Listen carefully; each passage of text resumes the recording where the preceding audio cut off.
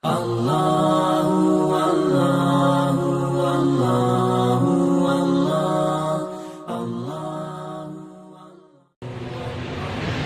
Bagaimana hukumnya saat itu orang tua saya ribut besar dan bapak saya menyebutkan kita cerai talak 3. Tapi sekarang sudah baikan, bagaimana hukum Ustaz?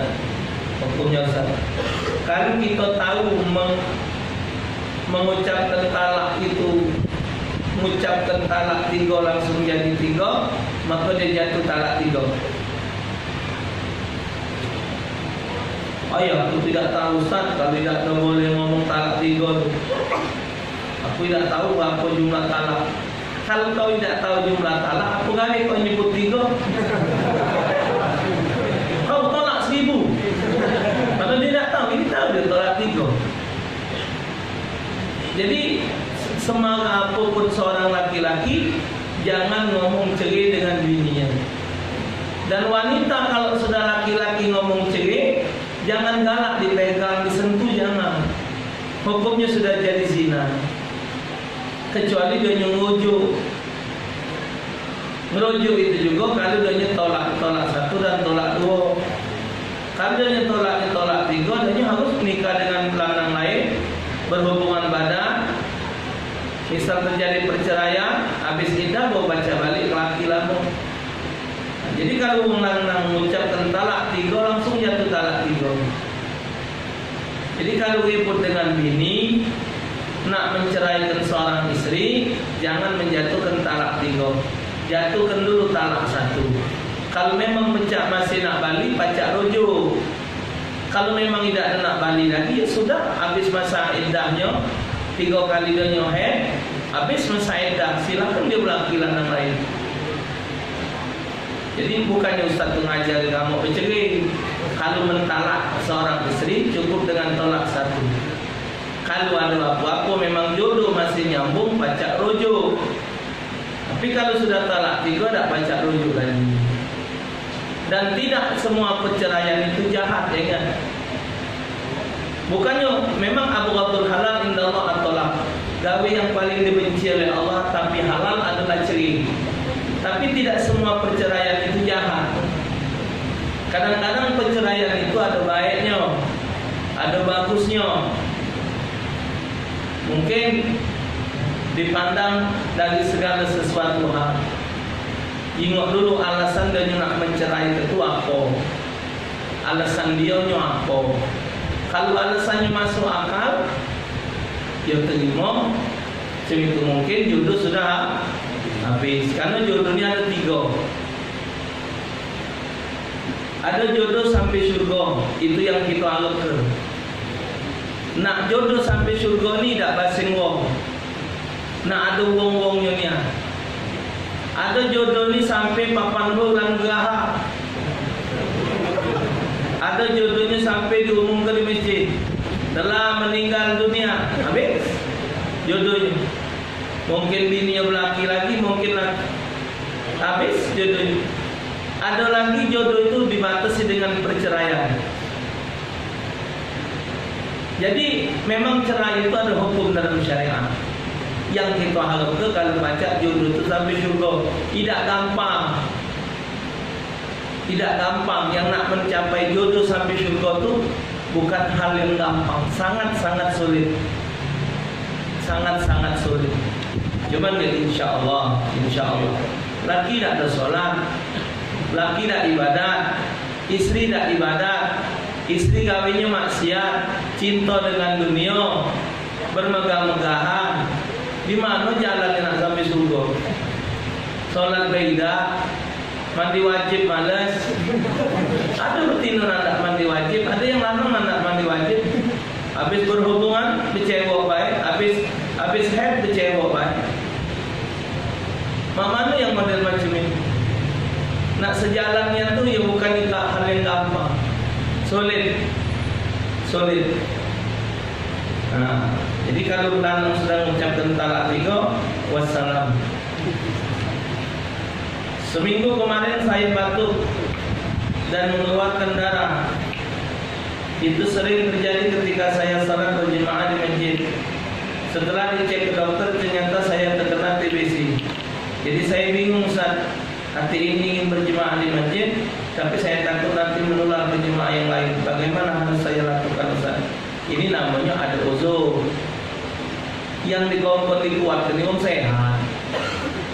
Sama dengan umumnya Ustaz, apalah hukumnya maki tato sholat sah? Kung ada tato, dia tahu pat sholat sah. Yang jadi masalah kati tato tidak sholat. Tato tidak kati sholat tidak. Ada tato dia tahu pat sudah. Kemarin ada orang tatoan sholat di depan kami. Wih, tato kalau sholat lehernya, bulu, tangannya, bau, lengan, sholat di belakang imam pun. Pakem memang. Jadi awak tidak ke masjid ini karena sakit TBC tadi, takut kayak darurat, wong menghindar, jadi fitnah, jadi lebih baik tak usah ke masjid. Karena daru. Ustaz, saya mau nanya, kerja sampai mati apakah termasuk dalam jihad? Jangan nyiksa diri. Saya mau nanya, kerja sampai mati, jangan nyiksa diri. Ada waktunya. Jam balik, jam bugawi, jangan sampai mati. Saya seorang istri dan wanita karir. Saya sudah 2 tahun lebih menikah dan belum mendapatkan keturunan. Jarak dari rumah ke kantor cukup jauh.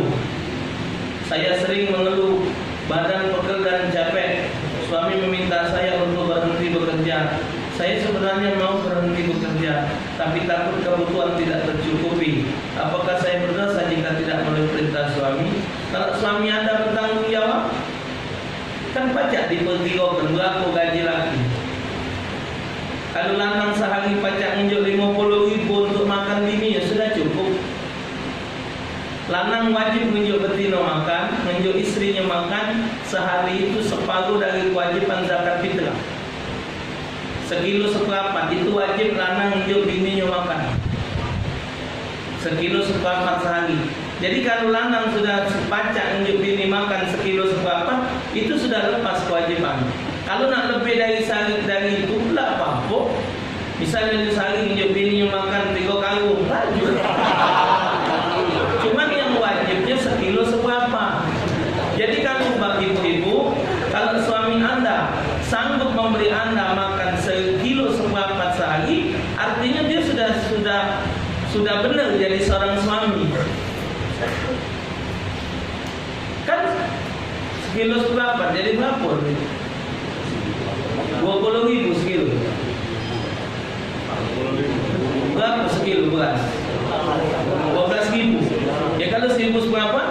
Sekilo berapa? 15.000. Nah,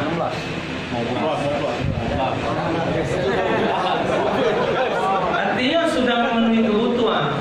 Anda untuk berhenti bekerja kan pajak ngukur rezeki suami berapa.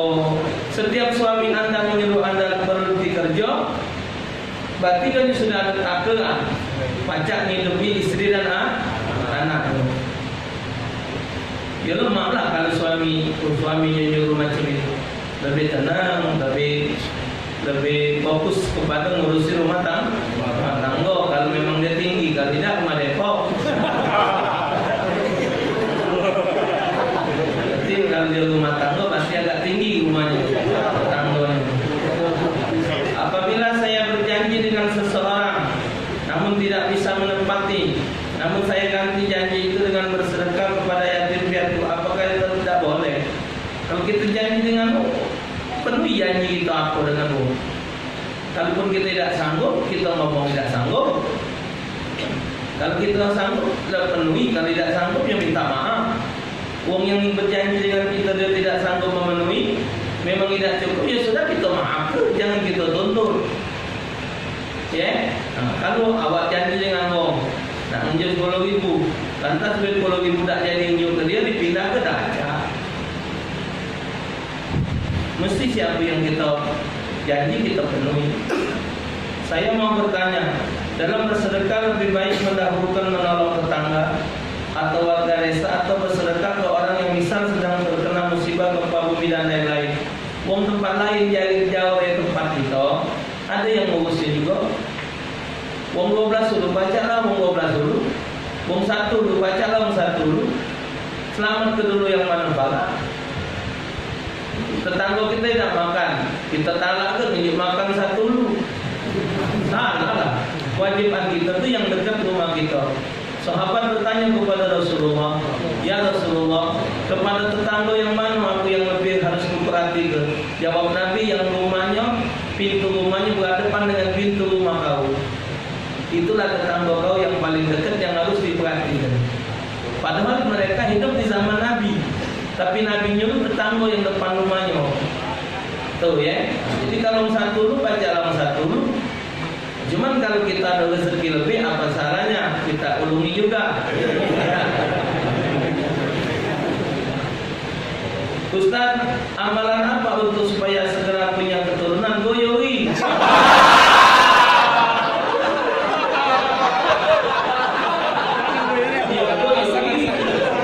Apa sih main aja?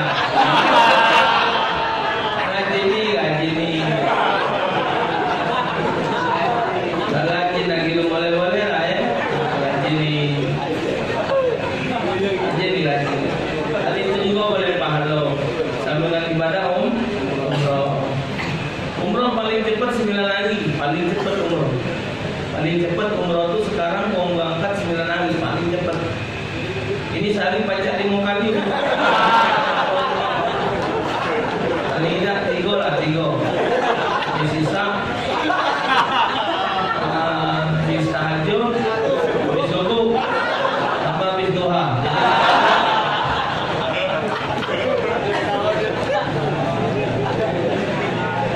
Kalau kepengen cepat punya keturunan, mbek kacang hijau, kacang abang.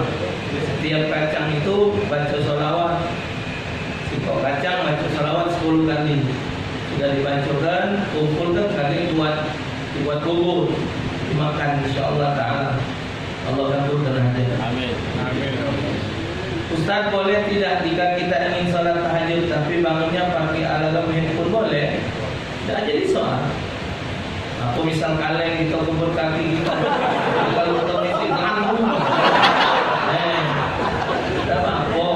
Pokoknya aku biasa kita bangun. Boleh kalau misalnya kita siap ke Banyung, Bujuk Balak, jika kita mesti gambar boleh. Pokoknya carilah jalur supaya kita bangun. Tak apa-apa. Misal kita siap ke kabel supaya kita nyekel ke seluruh. Pokoknya sekali lah. Bagaimana hukumnya sholat dengan imam yang tidak fasih baca Fatihah? Apa kita munfarid? Kalau bagaimana caranya? Ya munfarid ya. Tak ada niat imam, tidak niat makmum. Kalau imam bacaannya salah, tidak boleh dibelok. Kita nak ke pelaju, naik mobil kereta bati. Nyala ke siapa? Kita nak ke pelaju, naik mobil, nak nyala ke siapa? Nyala ke siapa? Kata imam salah bacaannya, ngapa dibelok? Dia sudah dibelok. Ya, Allah alam bisawab.